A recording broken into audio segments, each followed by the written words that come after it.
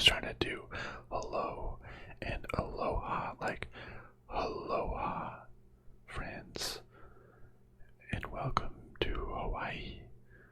I don't know, like I had the pun, but just absolutely no context fit. But you know, I stuck with it, and I had to force that pun. So aloha, my friends, and welcome. Welcome to May 2022, where we are looking at this month's Humble Choice selection. If you are unaware, Humble Choice is a monthly subscription service for about $12 or so a month, and you get a collection of games every month. But the benefit is that you are able to pause any particular month if you so choose for any reason whatsoever, like you don't think the games are good, or you already have the games, or whatever. So every time a new month is released, I always look through each and every game on this list, sort of give it a thumbs up, thumbs down, or a meh, to see if it is something that and then at the end see if it's worth my $12 credit or so, or if I should just pause and see what the next month looks like. So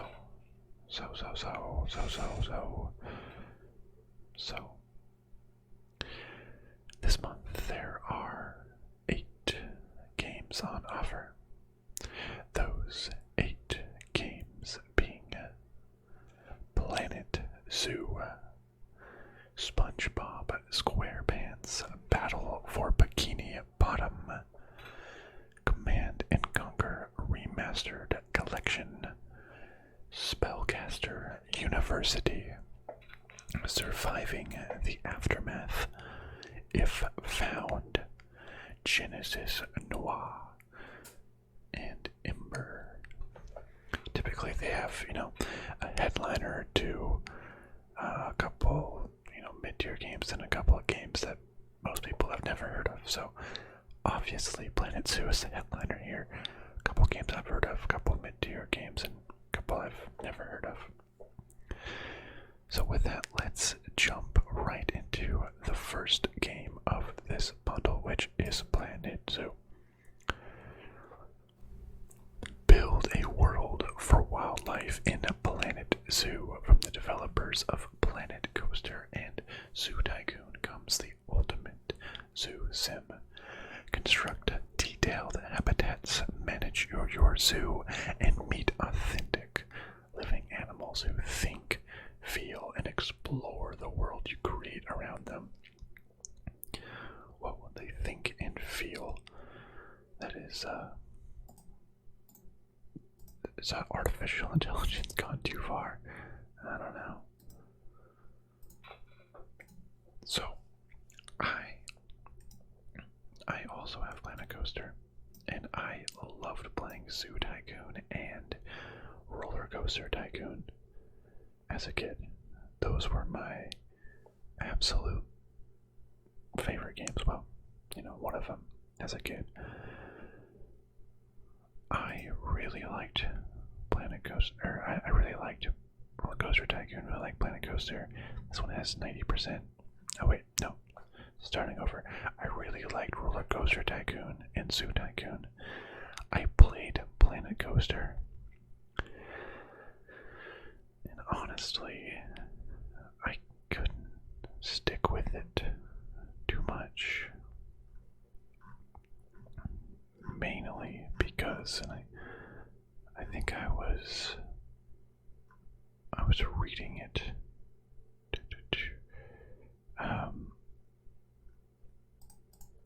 I was reading somewhere. It was basically like, it depends why. Like, you might or or might not like this game if you liked Roller Coaster Tycoon and Zoo Tycoon. Because it's like, why did you like Roller Coaster Tycoon and Zoo Tycoon? Was it because you like to build your own roller coasters and build your own habitats? Or did you like more of the management aspect of it and sort of the making money and the shops and the guests? And I am very much in the latter. I guess I'm not a very creative person. So I would never build my own roller coasters. I would just place down the pre-made roller coasters in that game. And I liked more of the setting prices and getting people into the park. And I never really dealt with the creativity aspects. So when I played Planet Coaster, it was basically all the creativity aspect. I don't remember if there was any sort of like pre-made coasters, but basically it was more the customization and not the management. And so I feel like that really describes why I wasn't a huge fan of Planet Coaster. And I feel like Planet Zoo is going to be the same way. I like just making the different exhibits. And I didn't really deal too much with like the creativity aspect. But anyways, I think that it's not the deluxe edition, it's just the normal edition. Simulation runs wild, meaningful management. Manage an amazing world, focus on the big picture, goes hand on and control the smallest details. Thrill visitors with iconic exhibits, develop your zoo with new research. Release new generations of your animal back into the wild. Limitless creativity, piece by piece creativity. I don't think I'm creative enough to like go in there and build these like complex ecosystems. I would just want to like put down some pre-made savannah. I feel like Planet Zoo's easier. Well, easier in that regard than Planet Coaster, because you have to build your coasters. And Planet Zoo, you can just like put down the animals. So you have to design some of this. I don't know. It might be fun, but it looks almost like more complex, maybe because I was just a small little kid that had to deal with everything. I played Planet Coaster and I just could not figure out how to keep employees happy. I like increase wages, give them training, all that. And they still just wanted to leave. So, it has good reviews, lots of management options. Far too overcomplicated, overwhelming at first. Unnecessarily complicated procedures regarding path building around buildings, other tasks. The zoo management is fun, building stuff is easier. Mechanics seem pretty deep and are a bit vague. Building system. Pathing issues. Okay.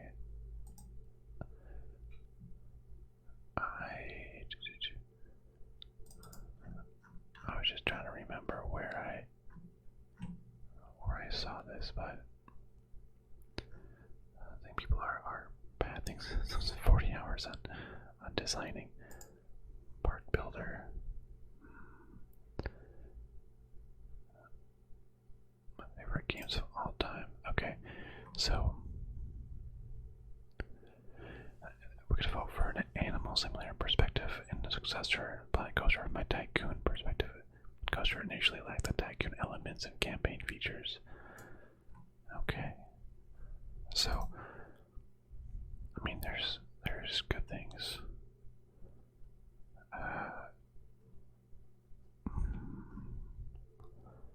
It's like this could be pretty fun.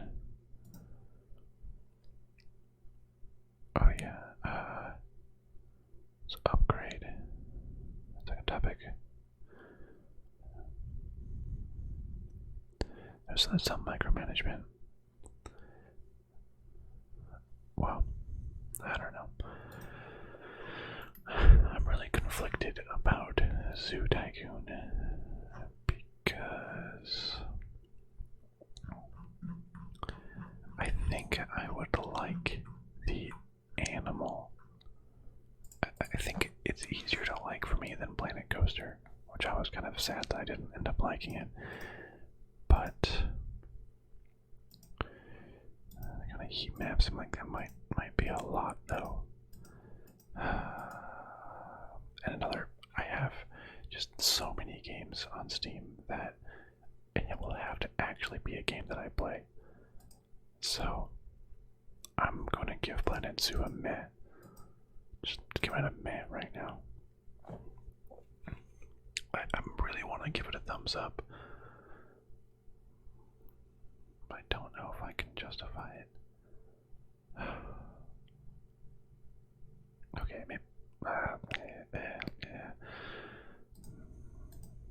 I don't know. Between a meh and a thumbs up. The next game on the list is SpongeBob SquarePants Battle for Bikini Bottom Rehydrated. Are you ready, kids? The cult classic is back, faithfully remade in Sponge-tastic splendor. Play as SpongeBob, Patrick, Sandy, and show the evil Plankton that crime pays even less than Mr. Krabs. I like it. 93 to 95%. Now, I never did play the original SpongeBob SquarePants Battle for Bikini Bottom game, so I don't have any of that nostalgia going for me. I did like SpongeBob a lot. Seeing it in 3D looks kind of strange. All the different characters: Sandy, King Jellyfish. Is that his name? Kevin. Is Kevin? No, Kevin. Who is Kevin? Pickle something. So many SpongeBob references are just in my head at all time. Okay, there's a multiplayer mode. SpongeBob, Patrick, and Sandy for their skill sets thwart Plankton's evil plan. So it remakes one of the best SpongeBob games ever created. High-end visuals. Is this high-end visuals? I will say that they are visuals on one end of the spectrum. That's for sure. Restored content, Robo Squidward boss fight, more horde mode. I don't know if we need a horde mode in a SpongeBob game. Remake made with love. Gaming publications hate the remaster because it didn't change the mechanics but didn't need them. Nostalgia was worth the 10 hours to 100%. Not a huge commitment. Honestly, 10 hours is like a really good length for me. I don't want it. A game that's honestly too long. Kind of a slog. Approval, fun, silly game to relax to. Fun level design and mini boss pretty decent. Voice acting does not match the TV show. What the heck? That's like so important. That's like the whole thing about SpongeBob. I wonder if I can hear any of it. Oh, it's so loud, my ears.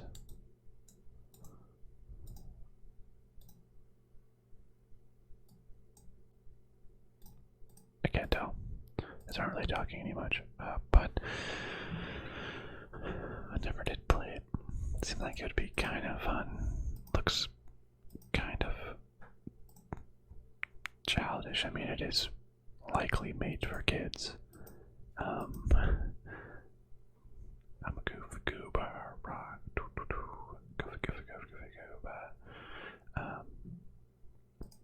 I've seen a lot of SpongeBob in my younger days. What is this? Just flying around with bombs, throwing things around. New multiplayer.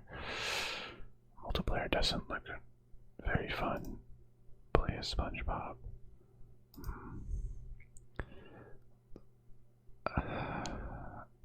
I think the only way that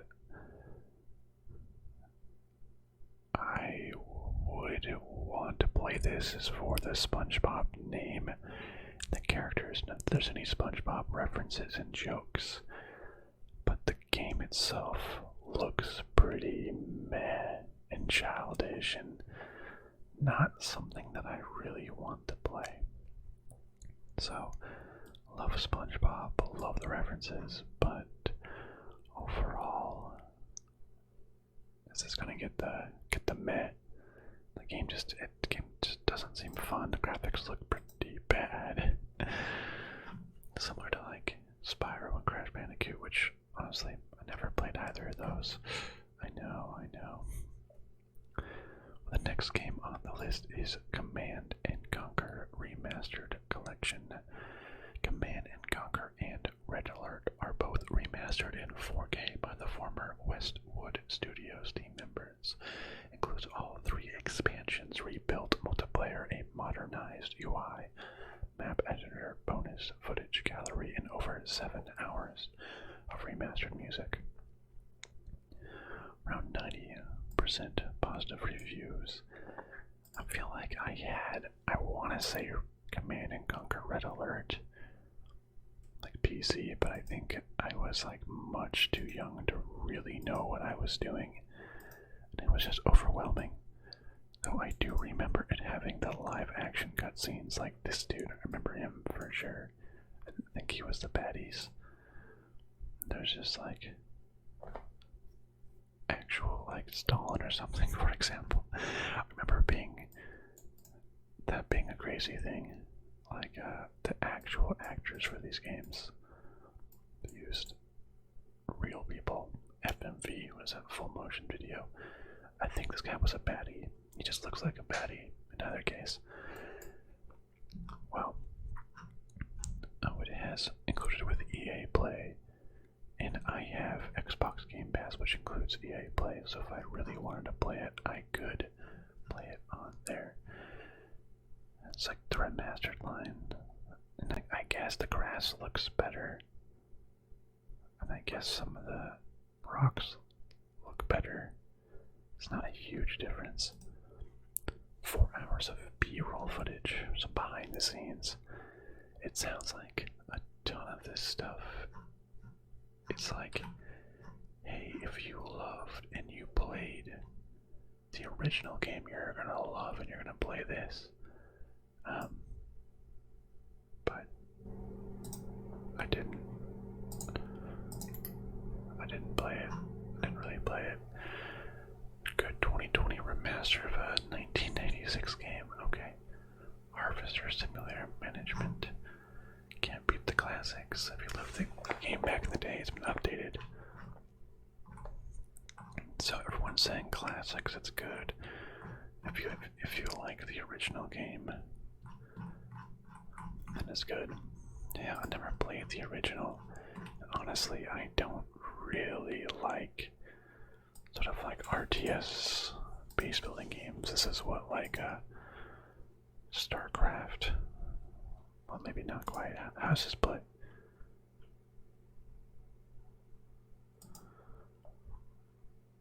Okay, Red Alert. So it looks pretty old. Remastered. I mean, it looks just a little bit different. Just like a little bit of like texture updates. But it mostly looks the same. Like the people like look the same. Like the people in the top left corner. Wait, the vehicles and the people literally don't look like they changed at all. Just like the buildings. I guess a bunch of campaign missions, multiplayer. 7 hours of remastered music. Well, I don't know. I feel it's really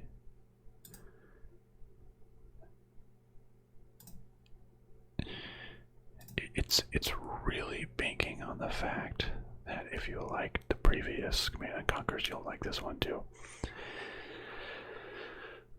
Never played it. This is definitely a very 90s type of game, and honestly, it looks like it. looks like a game that I'm not really gonna play, and it's an an EA game as well, not even on Steam. So I'm gonna give Command and Conquer Remastered Collection a thumbs down. Yeah, I don't have any nostalgia for this, so it being in 4K, which looked just a tiny bit better, it does nothing for me. No nostalgia here. The next game is Spellcaster University. I have never heard of this game. It's about 80 to 85% positive reviews. Develop a prestigious university of mages, build rooms, train your students, fight orcs, slay the bureaucrats, manage your budget. A director's life is not a quiet one. Okay, so you gotta build a school. Oh, it's like this sort of style, this like room management. Okay, I like some of these simulation management type games. Accept the future unicorn trainer. Okay, rooms are different effectiveness. There's like mess halls. They can learn roasting bucks. Correcting copies. Wait, no, I was reading that. So there's like, it looks like there's like decisions to make. You have different like houses full of different students. Ancient sewers. It's like an attack mode. It's like a game mode in here as well. Different castle. I don't know what this catapult is. This castle's on a turtle. That's fun. Virtual components. Others. Okay, different places you can go to. Prestige, peasants. Okay, okay.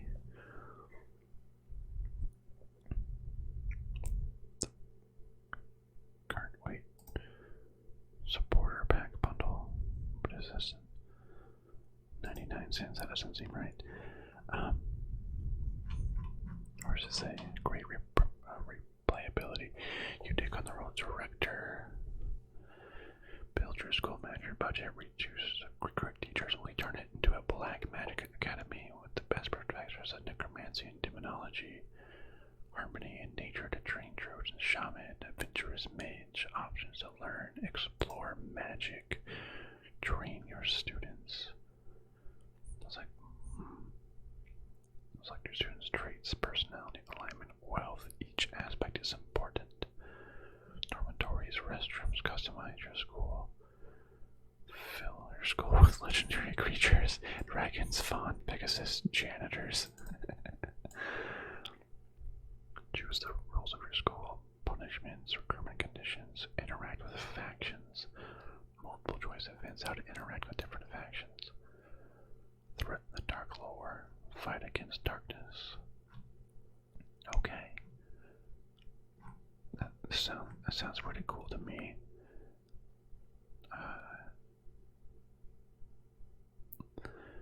As it stands, it's boring.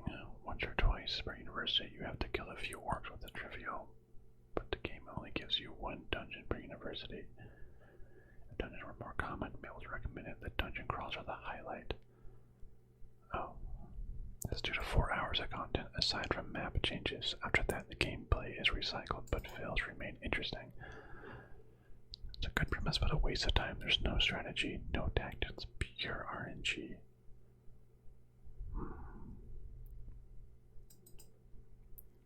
Some promising idea in aesthetics. There aren't many interesting decisions or trade-offs. Most of the game is spent waiting passively until I can afford another card. That's an automatic buy. Mercy had the game of which 3 cards. Now the characters have personalities. I watched a bunch of random students and teachers walking around the ability. Good opportunity to introduce some narratives.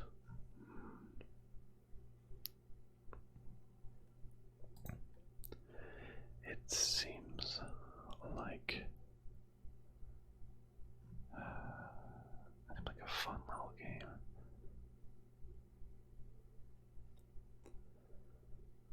It's interesting. It says there's some choices, and it says it's really boring gameplay. You kind of just sit around and wait for something to happen. Oh man, I was really sounded really cool to start. Different decks, get different cards, different rooms. But then I suppose it like it really falls off, and there's not a whole bunch to do. That's pretty disappointing, actually. Like, I want to build a school. It would have to have a lot of narratives. Isn't there like that upcoming Harry Potter game? I guess you're just a student, though. That'd be cool. It'd be cool if this was like one of those, like the games where you can make your own hospitals, or make your like 2-point hospital or 2-point university or something. 2-point campus. Kind of like make your own campus school. Now this sounds like it has a lot more of what I'm talking about. Build your own. That's not even out yet though. But like 2-point hospital. You have like your different rooms and kind of like crazy stuff goes on. Maybe a little too crazy, but like crazy stuff goes on. Build all your rooms. I wish there was more decisions. That sounds like it does anything. I don't know. I was definitely thinking a thumbs up for this one, but now my hopes and dreams have been tampered with for this game. So you can create your different schools, different. So they kind of just like shuffle around. I guess I can kind of see it about like changing. You kind of just like wait for things to happen, and if you get like a card you want, you kind of just sit around while they learn, and you get points, and you kind of just like watch them or grade. Okay. Finding orcs, what was that? Like a card or something? Stuff unlocked. Magic studied. I wanted this to be a thumbs up, but I'm going to have to give it a meh. Yeah. It seems cool to build your own university, but I guess this isn't the sort of AAA experience I was maybe hoping for. So, sorry Spellcaster University, but you're getting a meh. The next game is Surviving the Aftermath. Survive and thrive in a post-apocalyptic future. Resources are scarce, but opportunity calls. Build the ultimate disaster-proof colony, protect your colonists, and restore civilization to a devastated world. 72 to 85%. That sort of top-down strategy game. Let's read a little bit more about this. Build and manage your own colony. Okay. Construct more than 130 buildings and survive a harsh world filled with danger. Stay prepared a natural disaster or environmental catastrophe can doom an ill-equipped settlement. Gridman specialists explore and procedurally generate a world, make tough choices, discover the truth. Okay, I kind of like that. There's like a hidden mystery behind it all. So it's like a city builder at the end of the day. Let's see what people think. This one little, it's a city builder that has potential but one snag. Buildings have a tendency to explode or fall apart without explanation. Very expensive buildings. Interesting. It's a city builder. Complex in this game therefore should come from laying out a city, figuring out what resources you need. Fun boxes. They're used to build all happiness building, keeping your people happy. You get them by setting up an outpost in the world map to attain them. It's a limited resource. You don't want to rebuild your city, make it look good.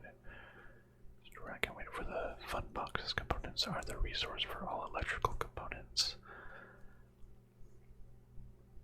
Solar panels take components them, so you won't be using them. You won't build a garage because you not sure if I have components. So it's bunch requires rare metals. There's also a building that produces this as a renewable resource. The frostpunk is the gold standard. Nice concept for execution, just boring. So I think I'm not huge on city builders. I like some city builders or civilization builders.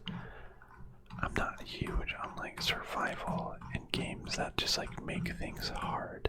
Like what that was saying, it's just like, oh, we're gonna make this like scarce, so people will die. You'll have a hard time. It's like, come on, man, I just want to build this city. I don't want hard things to happen. Ugh, I just want easy things to happen. Okay, that sounds so entitled, but it's like, come on, man. I have a job. I don't want to come home and like not have fun. You know what I'm saying? It's like I want to have fun, and if there's anti-fun mechanics like things exploding or scarce resources, I don't know. It doesn't sound like a whole lot of fun to me. It's as broken. Okay.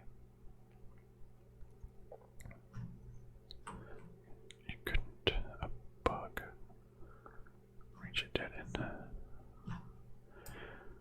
Well, I don't know. It's another sort of top down kind of like Command & Conquer. Obviously different. That's like a RTS. It's kind of just, to me, looks like a uninteresting city builder. If I really wanted to play a tough city builder, I could play Frostpunk, which I do own.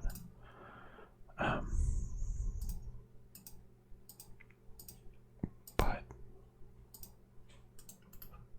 I've never even played Frostpunk because I don't really want a tough survival city builder, because I just want like a nice, super easy, super peaceful, relaxing city builder. You know what? That sounds good to me.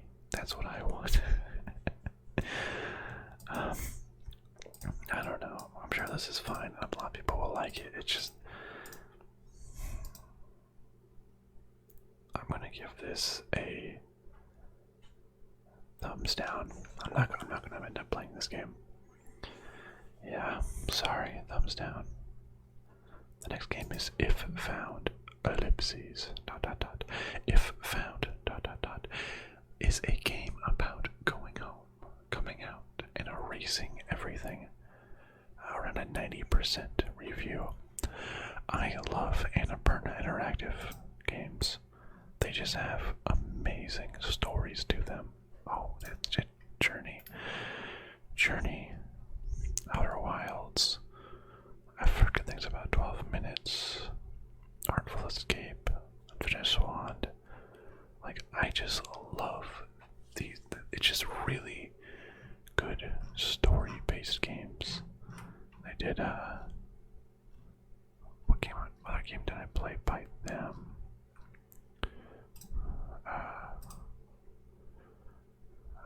Doesn't Annapurna have their own homepage? Yeah.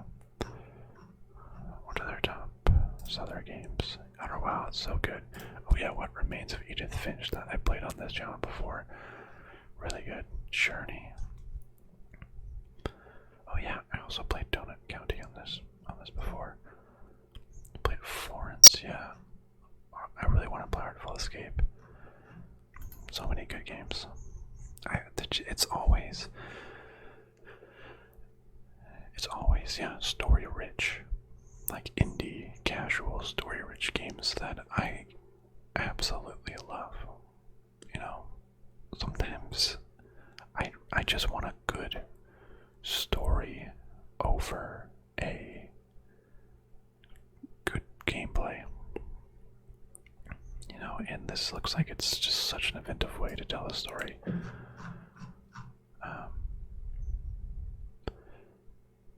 December 31st, 1993.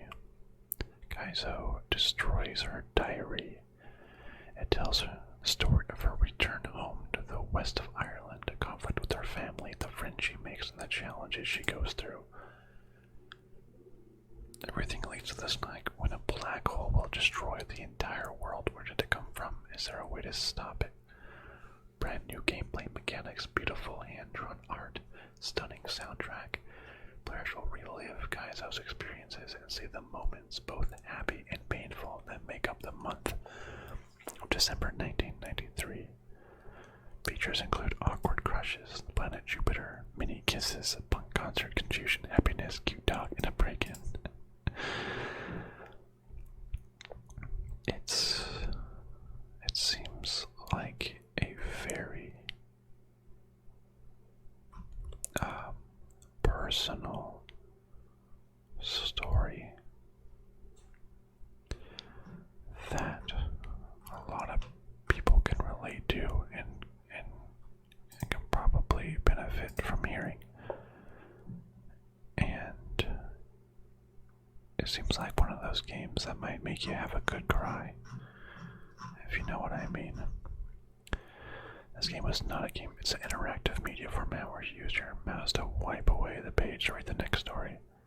For purchasing, it's very beautiful and the story is compelling. Said carpal tunnel.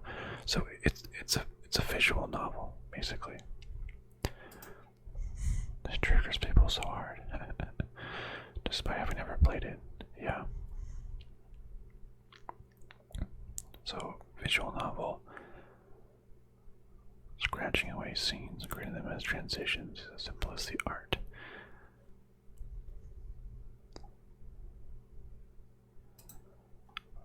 Yeah, okay, very beautiful, emotional, teary-eyed at the end. Some people, a short little quick game with amazing art, you should play it 2.8 hours, so it seems like a couple-hour experience. So it seems like it seems like it's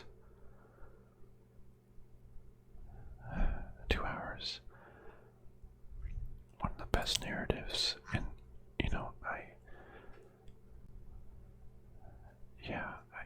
it's kind of sums it up, though I can't relate to the struggles of coming out as trans to a non-accepting family. I can't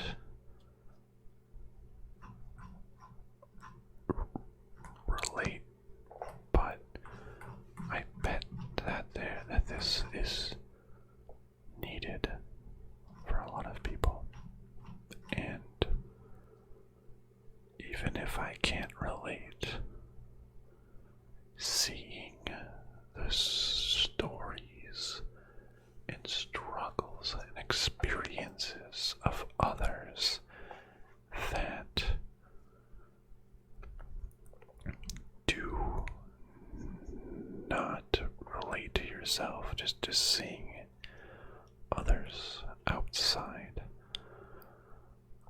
of your zone is so healthy and brings compassion for everyone. You don't learn anything if you just talk to people exactly like you. So, yeah, I'm giving this game a thumbs up. A couple little 2-hour story, for 8 games, $12. What is that? $1.50 each. Is that the math correct? $1.50 for 2 hours. I mean, I just paid, I don't know, $12 to see a 2-hour movie, right? In theaters, so it's good value. Thumbs up if found. The next game is Genesis Noir. A noir adventure spanning time and space. When a love triangle between cosmic beings becomes a bitter confrontation, you'll witness a gunshot fired by a jealous god, otherwise known as the Big Bang. Jump into the expanding universe and search for a way to destroy creation and save your love. Interesting. 70 to 80% reviews. Okay, that's a very interesting plot summary. That's so a love triangle between cosmic beings starts off the Big Bang. Okay, I can get behind that. Noir, story-rich exploration, point and click. I can get behind a sort of giant story-rich exploration, even if it's point and click. I wonder if you actually get to do anything, or if it's just like a visual novel. Similar to Disco Elysium and Outer Wilds, you say.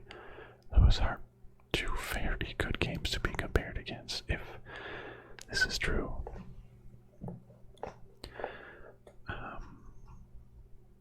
About this game, a noir adventure, Miss Mass, a jazz singer who attracts all who come close. No man, a watch peddler stuck in this eternity. Golden boy, a vain musician. To play as no man, gets caught in a love triangle of Miss Mass and Golden Boy. Okay. That looks pretty cool. A non-traditional point and click with a focus on tactile puzzles and exploration. You'll experiment with objects and small slivers of the universe to discover how they can be manipulated to progress your journey. Dial a rotary phone, destroy civilization, plant a garden, improvise with a musician, create life. A couple of those things don't fit in with the others. Jump into the expanding universe. The Big Bang isn't just the birth of creation as we know it, it's also a gun blast frozen in time. With the bullet speeding towards the love of your life, you'll jump into pockets of time, explore moments throughout the lifespan of the universe, and search for a way to change the course of destiny. Oh. What is the birth and history of mankind? Those are moments in the history of the universe from the first microseconds of life to trillions of years in the future. That's kind of cool. I don't know, this sounds kind of cool, honestly. What do people have to say? More of an experience in a game. Well, it's short, so it looks like it's maybe about a 5-hour experience. Very cool visual style. Show, don't tell. I like that. Made me think. I'd seen all of these film noir stories. Beautiful art deco. Lovely experience. It would work better as a non-interactive movie. And just a couple little interactions. I like that.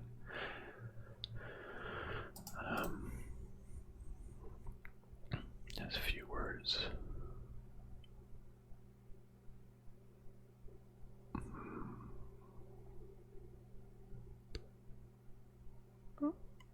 I wanted to like it. It was fun and unique. First 20-30 minutes was kind of neat, mysterious. By the end of hour 1, as hard it was going, this guy just really didn't like it. It's pretentious. It's padded by 2 hours of the 4-hour game. Repetitive. With the message wants to deep, ends up being annoying. The walking simulator with a jazz noir aesthetic, simple puzzles. A voyage and artistical approach to put perspective on complex astronomical phenomena. Embrace my smooth jazz. I can be turned off by pseudo-intellectual things every now and again, but I like hearing those stories. And I like jazz. Well, that was different. Very much art, bound to be divisive. Went off the rail at the end, but yeah, I like this. I'm gonna give it a thumbs up. Yeah. For Genesis Noir.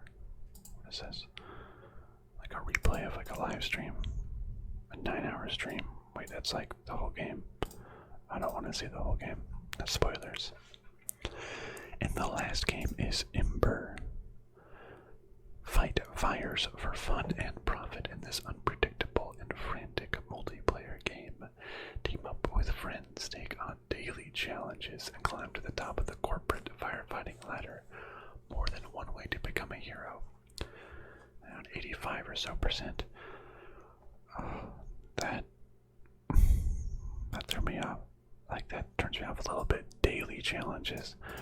Why does every game need to have like a battle pass and daily challenges now? Well, obviously it's to keep people coming back and playing your game every single day in the hopes that they buy something.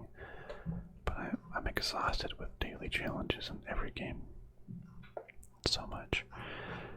But also, this is a frantic multiplayer game. I feel like I really don't like sort of co-op multiplayer games. The co-op or multiplayer games that are on Humble Bundle, because most every time that means it's like a dying or low populated game. Because if it was a successful multiplayer game, they wouldn't need to put it in Humble Bundle to sell. So like they're just trying to amp up the player base, get more people in there. Co-op. I don't have enough friends that aggressively purchase or have as many Steam games as I do, or purchase Humble Bundles. So I feel like most multiplayer games I would have to play like just online with random people, which is never as much fun.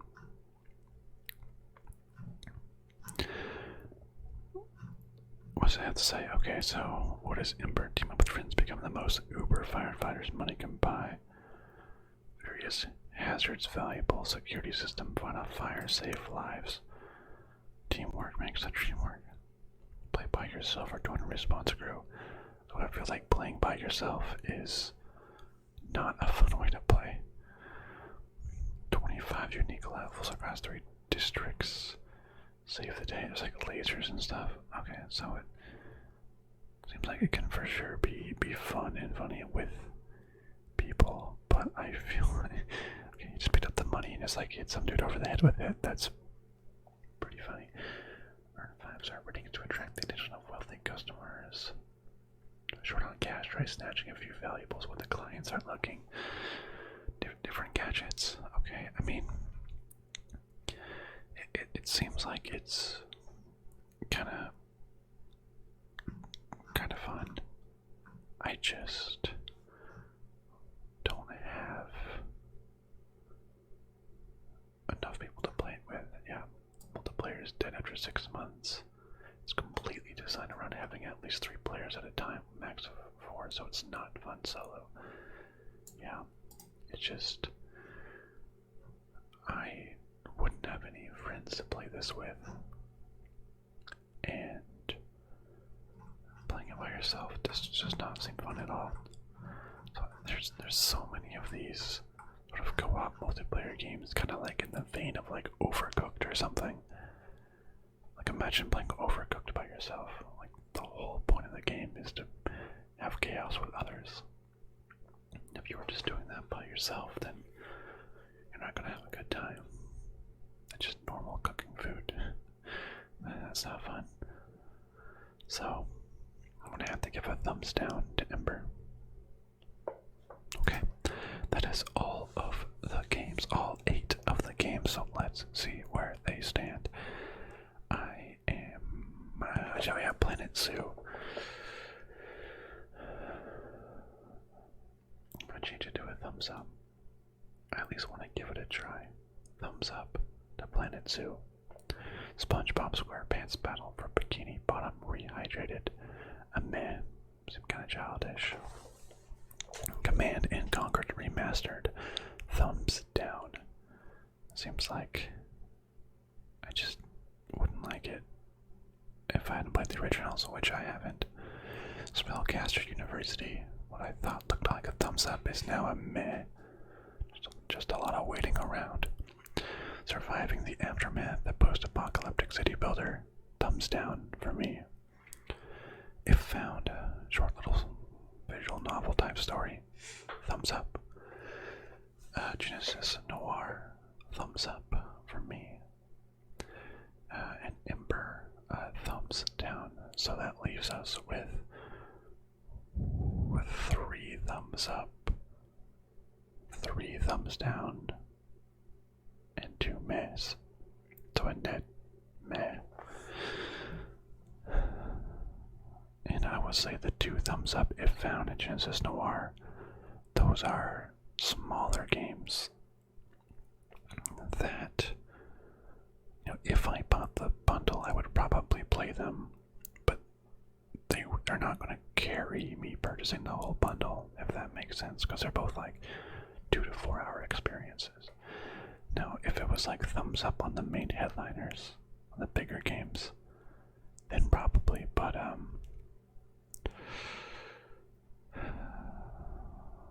is it worth it just for getting Planet Zoo? Planet Zoo is historical low. It's been $9 before, so nah. The deluxe edition has been $10. So overall, sorry.